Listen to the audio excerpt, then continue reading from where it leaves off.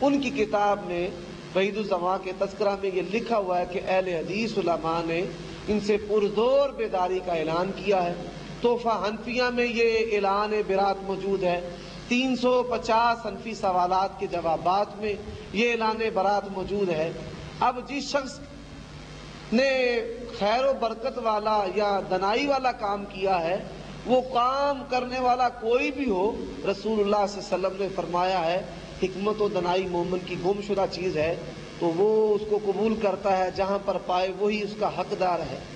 تو اس نے احادیث کے تراجم کیے، تو اس کے تراجم جو ہیں یہ کیونکہ تقلید احادیث کے تراجم سے ختم ہوتی ہے۔ دفاع امام ابو حنیفہ کے شروع میں زاہد الحسینی اس نے مقدمہ لکھا اور اس میں کہا ہے کہ احادیث کی کتابوں کے تراجم کر کر کے عدم تقلید کا دروازہ کھولا جا رہا ہے۔ تو احادیث کے تراجم سے تمہیں بڑی تکلیف ہوتی ہے، تو یہ جو تکلیف ہے انہوں نے جو تراجم کیے ہیں صحیح بات کی ہے، ان کی صحیح بات ہم بھی لیتے ہیں، وہ تم بھی لیتے ہو، ان کے تراجم تم بھی پڑھتے ہو، تمہارے دیوبندی جو مکتبے ہیں ان سے ان کے تراجم چھپے ہوئے ہیں، مکتبہ رحمانیہ سے علامہ وحید الزماں کا ترجمہ چھپا ہوا ہے، اور تمہارے جو ترجمہ کرنے والے ہیں انہوں نے وہیں سے نقل مار کر ترجمہ کیا ہے۔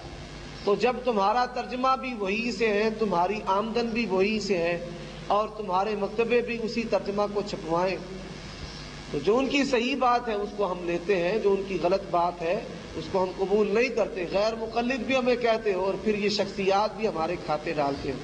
تو علامہ وحید الزماں یہ غیر اہل حدیث، غیر مسلمہ شخصیت ہے۔ آج تک ہم نے کبھی بھی مولوی محمد حسین صاحب یا مولوی غلام اللہ صاحب یا عنایت اللہ صاحب، ضیاء اللہ صاحب جو مماتی پارٹی ہیں، وہ دیوبندی ہونے کا دعویٰ رکھتے ہیں، ان کے حوالے تم پر پیش نہیں کیے، تمہارے حوالے ان پر پیش نہیں کیے۔ ہم یہ فرق ملحوظ رکھتے ہیں، لیکن تم انصاف کا گلا دبا کے ایسی شخصیات جن کو ہم اہل حدیث مسلمہ تسلیم نہیں کرتے ان کے حوالے ہمارے خلاف کس طرح پیش کر سکتے؟ تمہاری وہ فقہ جو حیا سوز خرافات و حیال مسائل پر مبنی ہے، تم نے وہاں مفتہ بہا کی آڑ لی ہے کہ ایسے مسائل جن پر ہماری جماعت فتویٰ دے وہ مقبول ہیں، اور ان کو کتاب و سنت کے خلاف ثابت کریں جو ہمارے غیر مفتہ بہا مسائل ہیں ان کے ہم ذمہ دار نہیں۔